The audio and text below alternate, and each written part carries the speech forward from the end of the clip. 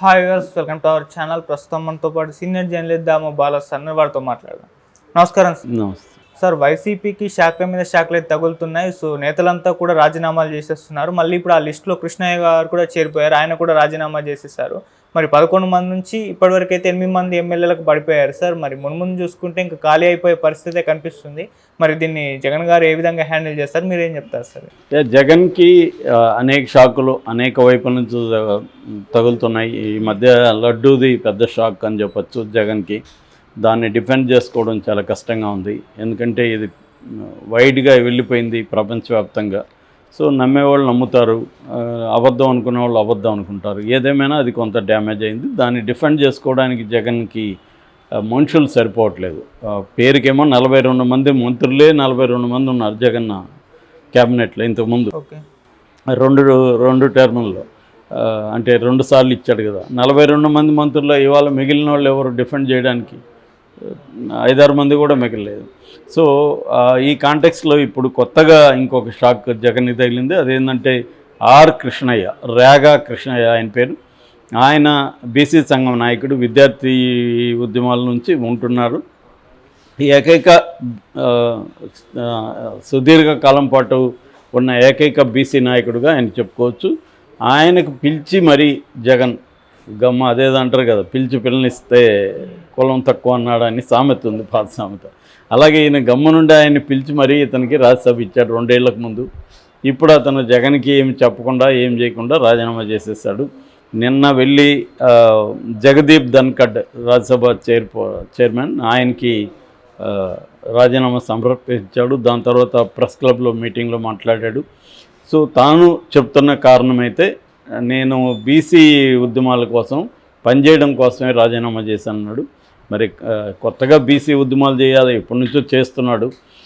కానీ ఆయన చెప్తున్నది ఏంటంటే కాంగ్రెస్ ప్రభుత్వం వచ్చి 100 రోజులు దాటినా ఇక్కడ బీసీలకు అన్యాయం జరుగుతుంది, కాబట్టి నేను రాష్ట్ర వ్యాప్తంగా బీసీ ఉద్యమాన్ని కాంగ్రెస్కు వ్యతిరేకంగా నిర్మిస్తాను అనేది ఆయన అజెండాగా ప్రకటించాడు. నిన్న అనేక మంది బీసీ నాయకులతో కలిసి ఆయన సమావేశం నిర్వహించాడు. అయితే మనకి వస్తున్న ఇన్ఫర్మేషన్ ఏంటంటే బీజేపీలో ఆయన చేరబోతున్నట్టుగా, ఆల్రెడీ ఆయనకి బీజేపీలో జాతీయ బీసీ కమిషన్ చైర్పర్సన్గా ఆయన్ని పెట్టబోతున్నట్టు చెప్తున్నారు. అందుకనే ఈయన రాజ్యసభకి రాజీనామా చేశాడని చెప్తున్నారు. సో తనకు ఆ పదవి వస్తుంది, ప్లస్ ఇక్కడ కూడా బీజేపీలో ఇంపార్టెంట్ అవుతాడు. సో బీజేపీ స్ట్రాటజీ ఏంటంటే తెలంగాణలో ఆల్రెడీ వాళ్ళు బీసీ ముఖ్యమంత్రి అని కూడా ప్రకటించారు గతంలో. సో ఇప్పుడు ఈయన్ని బీసీలకు తీసుకోవడం ద్వారా, బీసీ కమిషన్కి చైర్పర్సన్ చేయడం ద్వారా, ఈయన్ని పార్టీలకు తీసుకోవడం ద్వారా తెలంగాణలో విన్నింగ్ అవకాశాలని, ముఖ్యంగా బీసీలని యునైట్ చేయడానికి ఆల్రెడీ బండి సంజయ్ ఉన్నాడు, ఇంకొంతమంది నాయకులు ఉన్నారు. దాంతోపాటు ఈయన కూడా ఉంటే మనకి తిరుగుండదు, బీసీలు అందరూ కూడా మన వెనక్కి వస్తారు అనేది బీజేపీ వ్యూహంగా చెప్తున్నారు. అందుకనే ఇతన్ని వైసీపీ నుంచి లాగేసుకున్నట్టు తెలిసింది. ఆల్రెడీ వైసీపీలో 2 వెళ్ళిపోయారు. మోపిదేవి వెంకటరమణ కానీ బేద మస్తానరావు ఆల్రెడీ రిజైన్ చేసేస్తారు. సో మామూలుగా అయితే 4వ అతిపెద్ద పార్టీ రాజ్యసభలో వైసీపీ ఇప్పుడు 11 నుంచి 8కి పడిపోయింది. 3 వెళ్ళిపోయారు, ఇంకొంతమంది ఇంకొక 4 కూడా వెళ్ళే అవకాశాలు కనిపిస్తూ ఉన్నాయి. సో ఇది జగన్కి పెద్ద దెబ్బ అనేది ఒకటి చెప్పచ్చు. అట్లాగే ఆర్ కృష్ణ ఆయన ఈయన్ని జగన్ని అడగను కూడా లేదు. ఆయనే బీసీ కోట కింద ఇతనికి ఇచ్చాడు. పైగా ఇతను తెలంగాణ వ్యక్తి. మరి జగన్ చేసిన అనేక తప్పిదాల్లో ఇదొకటి అని చెప్తారు. గతంలో చంద్రబాబు కూడా కృష్ణయ్యని యాక్చువల్ 2014లో ఈయన తెలుగుదేశంలో చేరాడు కృష్ణయ్య. అప్పుడు చంద్రబాబు కూడా నేను గెలిస్తే ముఖ్యమంత్రి, తెలంగాణ ముఖ్యమంత్రి ఆర్ కృష్ణయ్యని కూడా ప్రకటించాడు అప్పుడు. సో అలాగా ఇప్పుడు అట్లాంటి వ్యక్తిని, తెలుగుదేశంలో స్ట్రాంగ్గా ఉన్న వ్యక్తిని ఇతను మళ్ళీ పిలిచి ఇతను ఇచ్చాడు. సో ఓవరాల్గా ఏంటంటే జగన్ ఒక సోషల్ ఇంజనీరింగ్ ఏదైతే అనుకున్నాడో అది దారుణంగా ఫెయిల్ అయింది. అంటే నా బీసీలు, నా ఎస్సీలు, నా మైనార్టీలు ఇలా మాట్లాడుతూ చేశాడు. వాళ్ళు ఇవాళ ఇతని వైపు లేరు. హరికృష్ణ ఇలాంటి వాళ్ళు ఉండరు.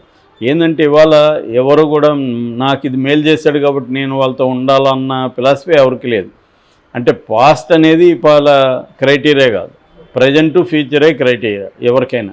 అంటే ప్రజెంట్లో నాకేంటి, ఫ్యూచర్లో నాకేంటి, ఈ రెండే ఉంటున్నాయి తప్ప పాస్ట్లో నాకు ఇది చేశాడు కాబట్టి నేను ఇతనితో లాయల్గా ఉండాలా అనే పార్టీ లాయల్టీ అనేది పోయేసింది.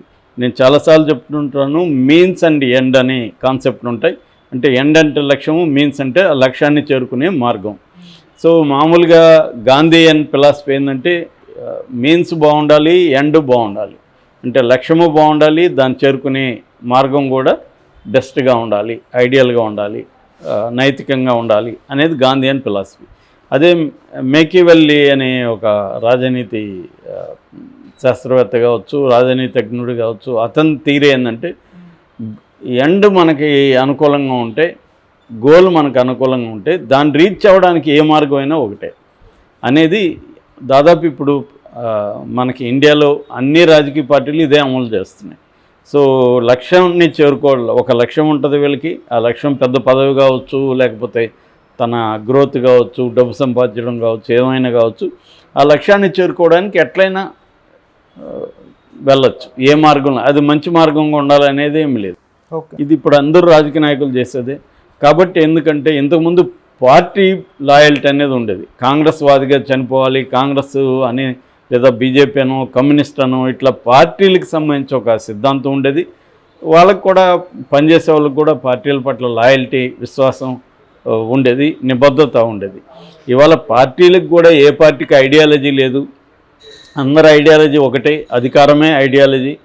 పార్టీలకి లేనప్పుడు పార్టీలో పనిచేసే వ్యక్తులకి మోరల్స్ ఉండాలని ఎలా అనుకుంటారు? ఎవరికి లేవు. సో అందుకని ఇప్పుడు ప్రతి పార్టీ అధికారంలో ఉన్నప్పుడు వ్యక్తుల్ని క్యారెట్ అండ్ స్టిక్ పాలసీ అమలు చేస్తుంది. అంటే వాళ్ళకి డబ్బులు ఆశ చూపించడం, లేదా వాళ్ళని కొయర్సివ్ పాలిటిక్స్ అంటారు. అంటే భయపెట్టడం, వాళ్ళని ఇబ్బందులకు గురి చేయడం, దాని ద్వారా వాళ్ళు తమ పార్టీలో చేరే విధంగా చేసుకోవడం. ఇది అందరూ చేసే పని. అట్లాగే అధికారంలో లేనప్పుడు ఈ బాధలంతా ఎందుకు పడాలి? మనం ఒక 5 ఏళ్ళ వరకు షెల్టర్గా వాడుకుందాం, దాని తర్వాత అప్పుడు ఆలోచించి ఎవరు అధికారంలోకి వస్తారనే దాన్ని బట్టి మళ్ళీ జంప్ అయిపోవచ్చు అన్న పరిస్థితి ఇవాళ అందరితో ఉంది.